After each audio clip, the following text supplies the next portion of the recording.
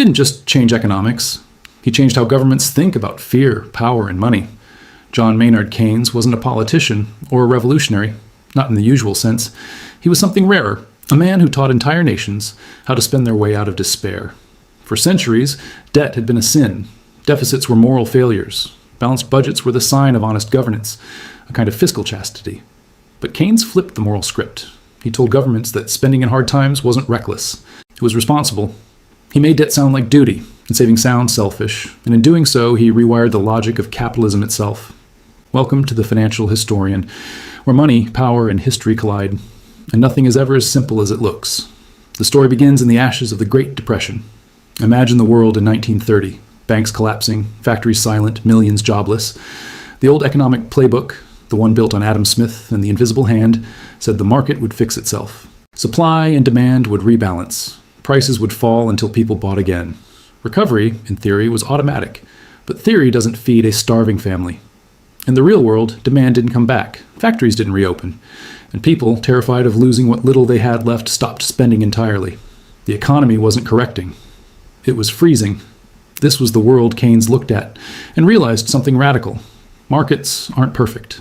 They don't always heal themselves. Sometimes they get stuck in a feedback loop of fear. When people stop spending, businesses stop hiring. When businesses stop hiring, incomes fall. And when incomes fall, spending collapses even more. It's a spiral, a kind of economic black hole. Keynes saw that what the economy lacked wasn't discipline or thrift. It was demand, money flowing through the system. In simple terms, recessions happen when everyone tries to save at once, and paradoxically, that collective caution makes everyone poorer. He called it the paradox of thrift. What's wise for one household, cutting expenses, saving cash, becomes disastrous when everyone does it at the same time, because one person's spending is another person's income. When spending dies, so does the economy's heartbeat. So Keynes proposed something heretical.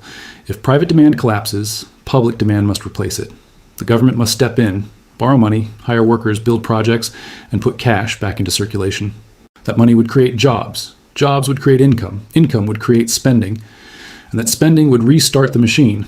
To the old economists, this was madness. Governments weren't supposed to interfere. Deficits were dangerous. Debt was a curse. But Keynes saw it differently. He wasn't saying debt was good, he was saying that timing mattered. He believed governments should act countercyclically, spend during downturns, save during booms, stimulus and restraint, not one or the other, but both in rhythm. He used a simple metaphor. The economy, he said, is like a car. In normal times, the private sector drives, but when it stalls, the government has to turn the key, pump fuel into the engine until it catches again. Once it's running, the government steps back. That's how you keep motion alive. In his 1936 book, The General Theory of Employment, Interest and Money, Keynes built this logic into a complete framework. He introduced the idea of aggregate demand, the total amount of spending in an economy from consumers, businesses, and the government. When that demand falls, so does output and employment. And the only way to restore it is to boost spending, directly or indirectly, until confidence returns. But this wasn't just math. Keynes saw economics as psychology. He said markets are driven by what he called animal spirits, the instincts, hopes, and fears that move people to invest or hide their money. You can't fix those with equations. You fix them with action, visible, confident, collective action. When governments spend, they don't just buy materials and hire workers. They send a signal. We believe in recovery. That belief itself becomes economic energy. That's what Keynes understood. That confidence, not austerity, ends recessions. Still, his ideas didn't spread overnight. In the early 1930s, the world's leaders clung to the old religion of austerity. Britain returned to the gold standard, strangling its own exports. Germany's government slashed spending to prove discipline and drove its economy into chaos, paving the way for extremism. And in the United States, Herbert Hoover, facing the worst depression in history, refused large-scale intervention, convinced the market would right itself. It didn't. By 1933, a quarter of Americans were unemployed. Bank failures were wiping out life savings. The free market had frozen into silence. And that's when Franklin D. Roosevelt entered the stage. A politician, not an economist, but one whose instincts aligned with Keynes's logic. He didn't yet call it Keynesianism, but the idea was the same. When fear stops people from spending, the government must spend for them. Roosevelt's New Deal wasn't a single program. It was an entire philosophy. Massive public works projects like the Tennessee Valley Authority and the Hoover Dam employed millions. The Works Progress Administration hired artists, teachers, and builders. The government became the nation's largest customer, paying wages directly into the bloodstream of the economy. And slowly, it worked. Demand returned. Confidence rose. By the late 1930s, the United States was recovering, though not yet healed. It would take something far bigger and far darker to prove Keynes's ideas beyond debate, that something was war. When World War II erupted, governments across the world did exactly what Keynes had been urging. They spent without hesitation. Factories reopened, not for consumer goods, but for tanks, ships, and planes.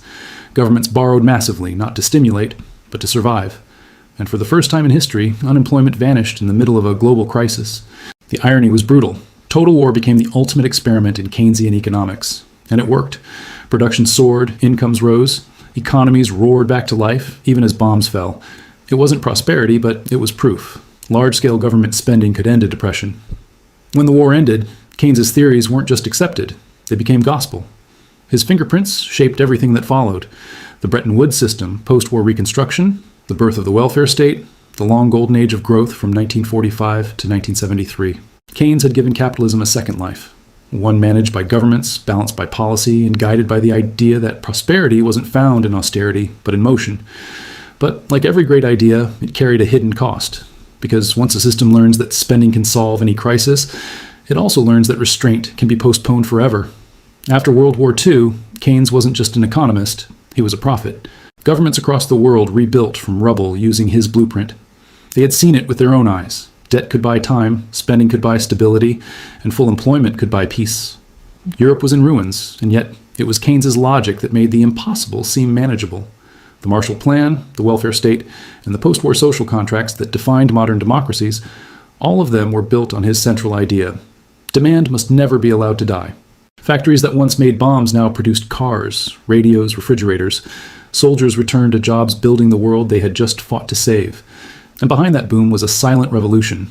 Governments no longer waited for markets to act. They managed them. Through the 1950s and 60s, Keynesian economics became more than theory. It was the operating system of the free world. Public works, cheap credit, unemployment insurance, housing projects, infrastructure, all tools to sustain consumption and prevent collapse. Recessions were shorter, recoveries were faster. The business cycle, once treated like weather, was now something policymakers believed they could control. For the first time in history, capitalism was on a leash, and Keynes had handed the leash to the state. But this success carried an invisible side effect: dependency. The more governments used spending to smooth out downturns, the harder it became to stop. Politicians discovered that voters liked the feeling of stimulus, but not the discipline of saving. The idea that governments should run surpluses in good times, Keynes's golden rule, was conveniently forgotten. And so, by the late 1960s, something started to change. The machine that once stabilized capitalism began to overheat. Prices started rising. Wages followed. The tight balance between growth and inflation began to slip. And when the 1970s oil shocks hit, the world learned the limits of Keynesian control. Stagflation, high inflation and high unemployment at the same time, wasn't supposed to happen. According to Keynesian theory, they were opposites, but oil prices shattered the logic. Economies were flooded with cash and starved of energy. The machine was out of sync. Governments tried to spend their way out of the crisis, but this time, spending only made prices worse. Confidence collapsed, and the faith in Keynes began to fade. That's when a new school of thought emerged. Monetarism, led by Milton Friedman and the Chicago School. They blamed excessive government intervention for distorting the market. They argued that inflation was always and everywhere a monetary phenomenon. In other words, too much money chasing too few goods. For a while, it looked like Keynes was dead, but economic theories don't die. They mutate. Even as the world turned to austerity, deregulation, and tight money in the 1980s, the core of Keynes's idea, that governments can and should intervene, never really left. It just went quiet, waiting for its next crisis. That crisis came in 2008. When global markets crashed under the weight of their own greed, the old reflex returned. The same governments that had preached fiscal restraint for decades suddenly rediscovered the power of spending. Bailouts, stimulus packages, quantitative easing, all versions of Keynes's original playbook, but on a scale he could never have imagined. Trillions were printed. Interest rates were slashed to zero. Central banks didn't just guide the economy, they became the economy. And once again, it worked. At first, the system didn't collapse, confidence returned, markets soared. But the recovery exposed a new kind of imbalance, one Keynes never planned for. His theory assumed that government spending would reach workers, households, and industries, the real economy. But in the 21st century, money flows differently. Stimulus flooded financial markets instead of factory floors. It inflated asset prices, not wages. Stocks rose, Housing boomed, inequality exploded. The government had learned how to restart the engine, but it was now turbocharging the wrong side of the system. Then came the pandemic, and Keynes was resurrected yet again, this time in his purest form. Governments didn't hesitate. They borrowed and spent at a speed no one thought possible. Checks went straight into bank accounts. Central banks printed trillions overnight. It was Keynes without moderation, a global experiment in fiscal adrenaline. For a moment, it felt like magic. Unemployment collapsed. Markets hit record highs. Even as the world shut down, economies seemed alive. But then, the bill arrived. Inflation roared back. Supply chains broke. And once again, governments faced the same dilemma. The cure that saved the system had weakened it. Keynes had designed a tool to stabilize capitalism. But what happens when that tool becomes the system itself? Today, almost a century after the general theory, Keynes's logic is everywhere. And that's the problem. Every time growth slows, governments reach for the same lever. Stimulus, borrow, spend, inflate, repeat. But each rescue leaves the economy a little more dependent, a little more leveraged, and a little more fragile. The state is no longer the spender of last resort. It's the spender of first resort, and often the only one left. Modern politicians have learned how to use Keynesianism without its limits. They run deficits in booms and in busts. They spend not to stabilize, but to stay in power. The balance Keynes imagined, discipline and prosperity, support in crisis, has been replaced by permanent stimulus, disguised as policy. And yet, his brilliance still stands. Keynes didn't give governments a blank check. He gave them a mirror. He showed them that economics isn't just math or money. It's psychology, belief, trust. When people lose confidence in the future, they stop spending. And when they stop spending, economies die. Keynes built a theory to keep that belief alive, even when everything else fails. But here's the haunting truth. The modern world runs on belief without boundaries. The same system that Keynes saved has turned his medicine into addiction. Every time crisis hits, we spend. And every time we spend, the threshold for pain gets lower. Today's markets don't fear recession, they fear withdrawal. Keynes once said, "In the long run, we are all dead." He meant it as a challenge, that governments shouldn't wait for the invisible hand to fix what people can't survive. But over time, it became something else, an excuse, a license to borrow endlessly, to push consequences into the future, to live permanently in the short run. And that's the irony of John Maynard Keynes. He didn't destroy capitalism.